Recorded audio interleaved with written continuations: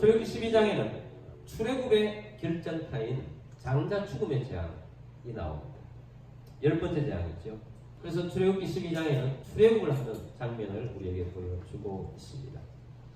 출애굽을 하는데 하나님께서는 출애굽에도 많은 부분을 할애하셨지만 중요한 절기에 대한 하나님의 말씀을 많이 하셨어요. 두 가지 절기를 하나님 말씀하시는데 유월절과 무교절 절기를 명하십니다. 출애굽 자체가 구원인데 이스라엘 백성들이 구원을 주신 우리 하나님 감사하고 이것을 대대로 지켜서 이 유월절과 또 무교절이 대대 손손 영원에 이르기까지 하나님의 구원임을 알 수 있도록 하게 하신 거죠. 유월절은 장자 죽음의 재앙을 이스라엘은 면하게 되는 것을 기념하는 절기입니다. 무교절은 이스라엘 백성들이 출애굽을 하면서 급히 떠나게 된 것을 기념하는 절기예요.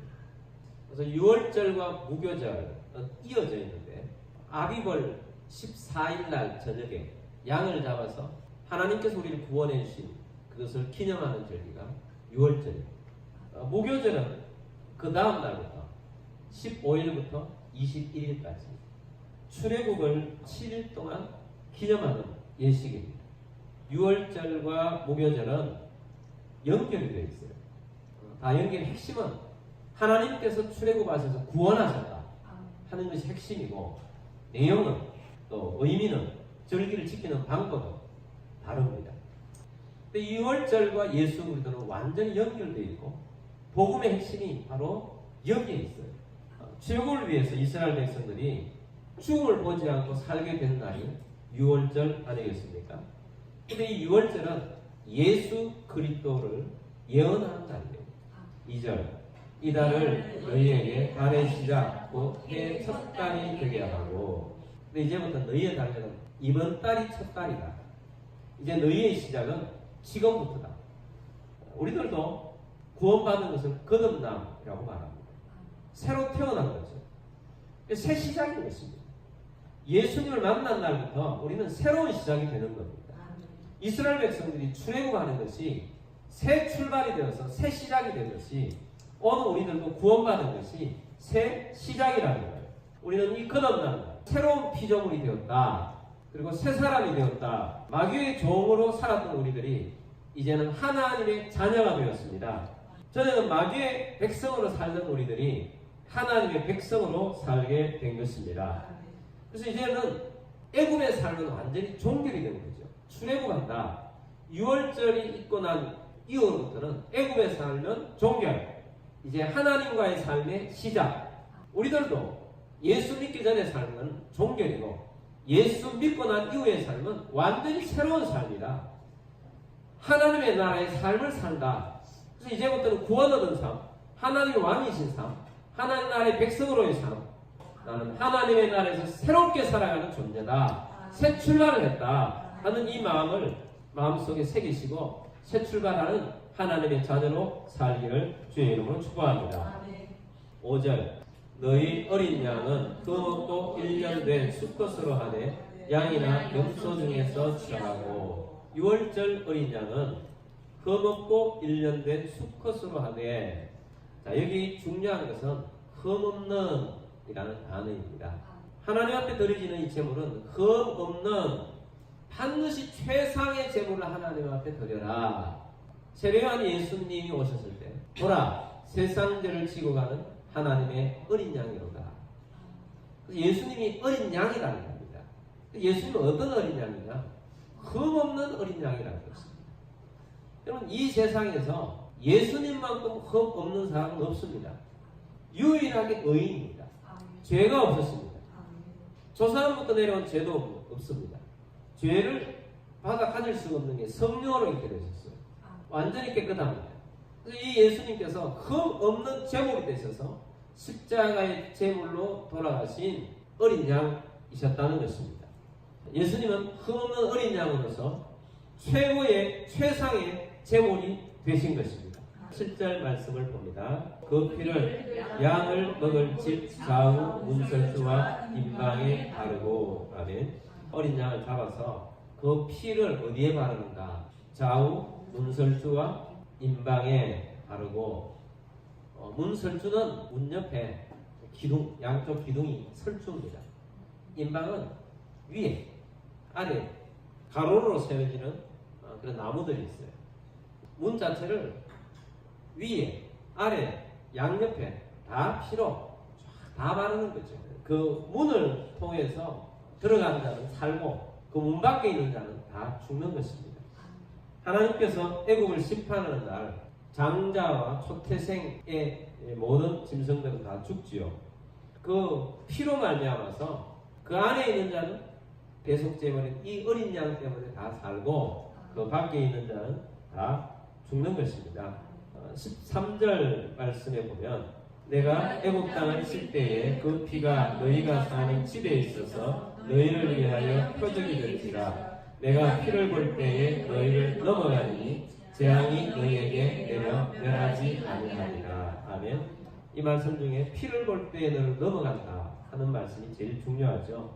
유월절이라는 뜻이 넘어간다는 뜻이에요. 너희는 죽음을 넘어간다. 죽음의 천사가 피를 보고 넘어갔다는 것입니다. 어린 양 대신 우리 예수 그리스도의 피가 우리에게 있어요. 예수님께서 이것을 위해서 단번에 죽으셨어요. 그리고 피를 흘리셨고 이 피는 대속의 피고 예수님의 죽음은 대속의 죽음이죠. 예수 그리스도의 피가 우리를 깨끗하게 씻은 것입니다. 그래서 깨끗하게 씻어서 이제 우리는 그 피로 말미암아서 죽음이 넘어가는 것입니다. 그 피로 말미암아서 우리는 죽음이 넘어가서 영원히 사는 하나님의 백성이 되는 것입니다. 죽음이 패스오프 되는 거죠. 영원한 생명이 우리 것이 됩니다. 이것이 얼마나 놀라운 일인지 몰라요. 출애굽할 때에 애굽 사람들은 집집마다 다 죽음이 있어요. 근데 이스라엘 백성들은 아무도 안 죽었어요. 피 때문에. 얼마나 놀라운 일이에요. 얼마나 기쁜 일이에요. 기뻐하면서 함성을 지를 일이에요. 이 장자 죽음 재앙 때문에 이스라엘 백성들이 출애굽을 하게 됩니다. 구원받은 거예요. 노예의 삶을 마감하고 자유한 삶을 얻게 된 것입니다. 정말 놀라운 일입니다. 근데 오늘 우리는 예수 그리스도의 피로 인해서 영원한 생명을 얻었어요.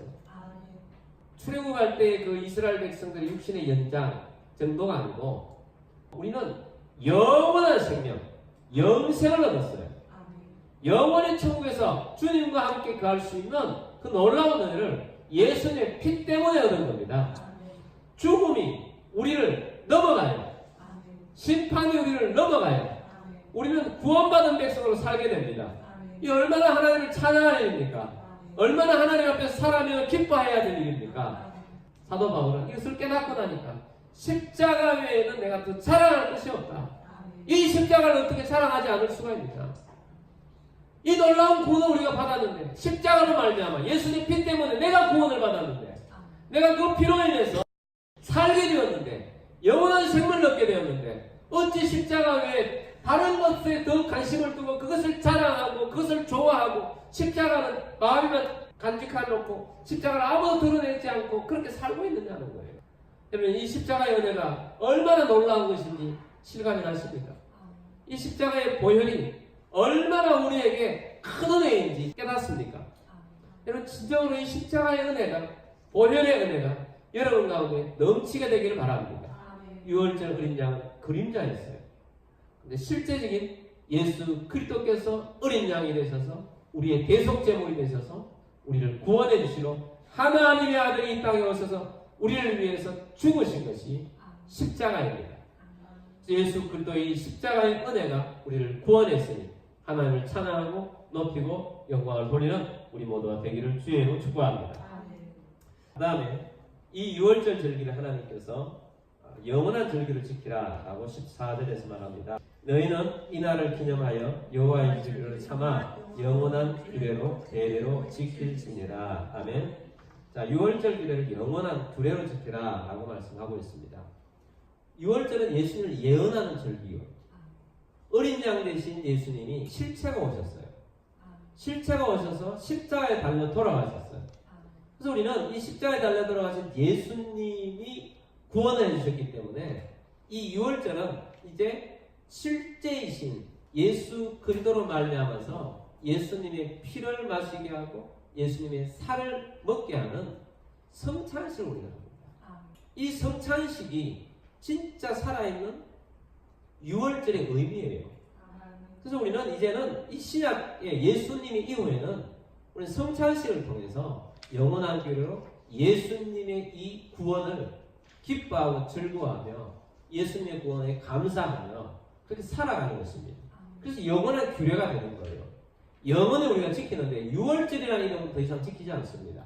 예수님이 유월절 단번에 유월절로서 끝내셨기 때문에 이제는 유월절 어린 양 되신 예수 그리스도의 보혈의 은혜 때문에 예수님을 지키는 거예요. 예수님의 구원을 즐거워하고 기뻐하는 것입니다. 21절 22절을 보겠습니다. 모세가 이스라엘 모든 장로를 불러서 그들에게 이르되 너희는 나가서 너희의 가족대로 어린 양을 택하여 유월절 양으로 잡고 우슬조 묶음을 가져다가 그릇에 담은 피에 적셔서 그 피를 문 인방과 좌우 술주에 뿌리고 아침까지 한 사람도 자기 집 문 밖에 나가지 말라. 아멘.